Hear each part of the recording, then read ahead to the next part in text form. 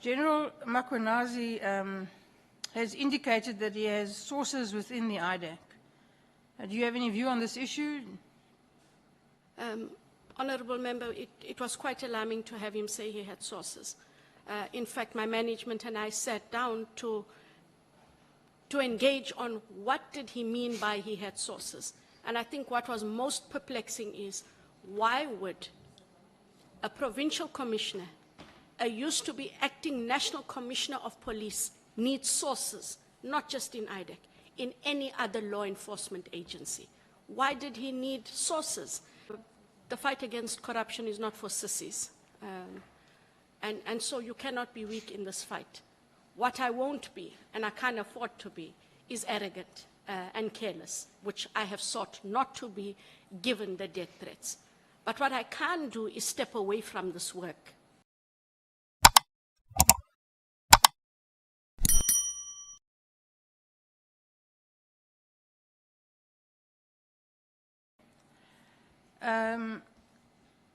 Advocate Johnson, you and I have known each other for a very long time. That is correct, Honourable And Member. we have probably a little more than a professional relationship. We've known each other for a very long time. That is correct.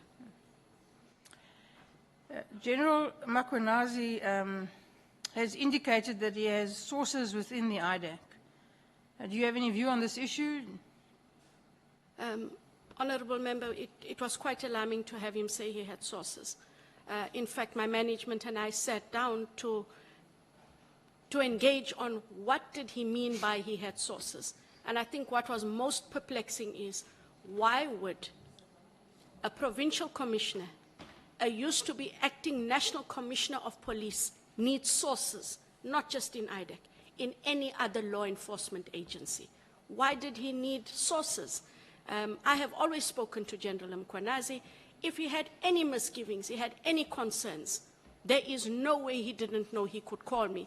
In the same way, Honourable Member, that he called me on the 2nd of July to escalate an issue and ask me to contact someone. It is very worrying. It remains worrying. And I'm not sure why he has sources, what it is the sources are feeding him, but it is very disconcerting to have a senior member of police whom I still respect regardless of what he said. Why do you want sources in IDAC? Thank you. I had a question on the allegations of a rogue unit, but I'm going to stay away from it because of the apparent controversy of the word rogue. It's a bit like immediately, something we need to avoid. So you've mentioned in your affidavit, I noticed, references to death threats. So that is correct, Honourable Member. These are sadly a part of the life of most prosecutors. At some point or another, that happens. It is, but in my almost 30 years, it was the first time it happened to me and to me directly. And given that we had dealt with contentious and or high-profile matters over the years, I had never myself received a death threat. So for me, this was different and very difficult, yes. The threat still remains, which also makes it then even more difficult. Yes, they remain unpleasant, more particularly when they have an effect on your family. But what I want to ask you is, while I understand that this is upsetting and disconcerting, can you tell us how this affects how you do your work, how it affects your appetite to do an already challenging job? I have said previously, I'll repeat, the fight against corruption is not for sissies. And so you cannot be weak in this fight. What I won't be, and I can't afford to be, is arrogant and careless, which I have sought not to be given the death threats. But what I can do is step away from this work. If I step away, who takes over? And what happens to the other person who takes over? My life is no more meaningful than someone else who has to step into my shoes. What it has done is, it's just made me more weary. It has made me more alive. Of course, death threats happen. People have been taken out, auditors, liquidators, etc. You read about it. You say to yourself, this is absolutely terrible. But when it comes at you, you directly, it really makes you pause. So I've had my pause moment. I've had to get over my pause moment because I've got to do my job. But like I say, I'm not arrogant about what has happened, and I'm not going to be careless. I have a family that I love, but I also have a job that I love. So par for the course, what do I do? And if I step away from this, Honorable Breytenbach, I have to ask myself, where do I go? And what do I do? Thank you.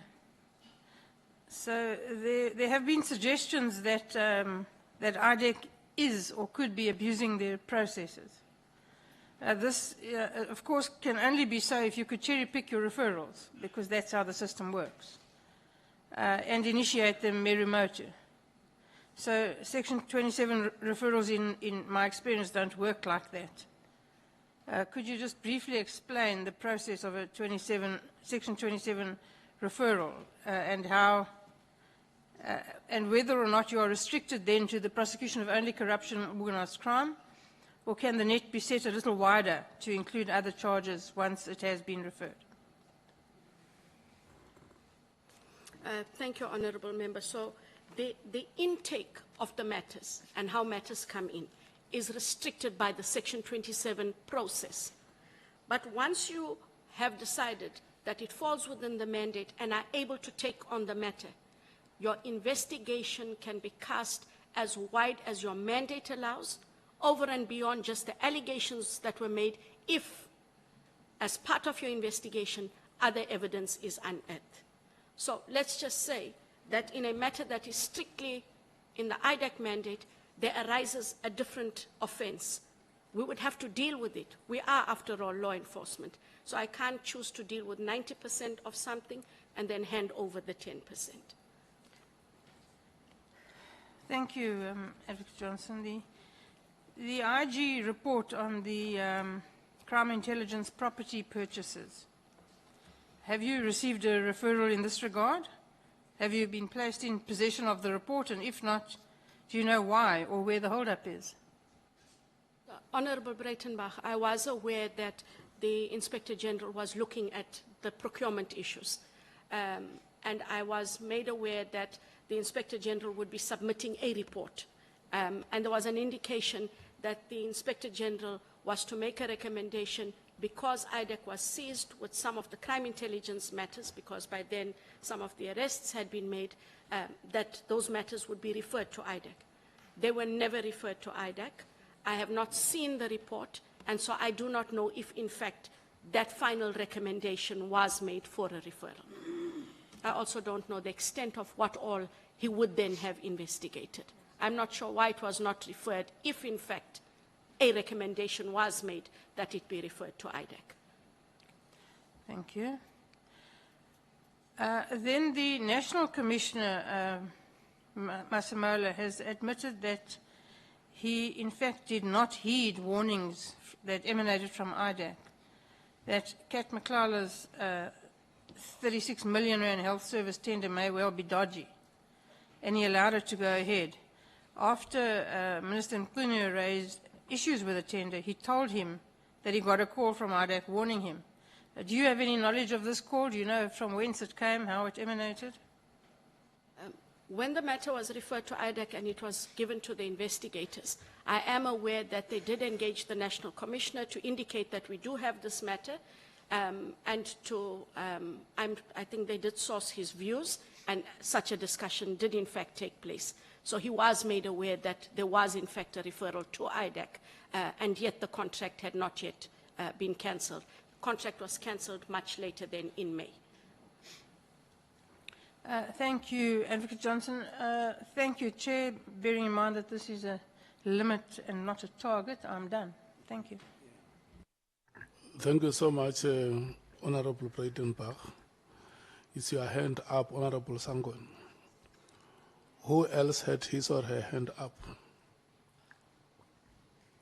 It's only you, and no triggers. Thank you. You can go ahead. Thank you, Chair. No, it's a clarity-seeking question, Advocate Johnson. So, what I understood on Advocate Breytenbach, Honourable Breytenbach's question was that the National Commissioner had been made aware that the contract was dodgy before the Minister asked him to look into it, which would be before December 24 or something. Now, he had said, no, it's fine, and he continued. Are you saying that he had been informed by IDAC before December, or it was only when the referral was made, which I'm assuming is after the 24th of December, that you then indicated to him that you already had a referral? That is correct, Honorable Sangoni. I'm not aware of what engagements the Minister had with the National Commissioner, but after the matter was referred to us, we made the National Commissioner aware that IDAC is looking at the tender, yes. Not that there was a referral from someone else. It's the same referral from SAPS. It's the same referral from SAPS of the 16th of February, Honorable Sangoni.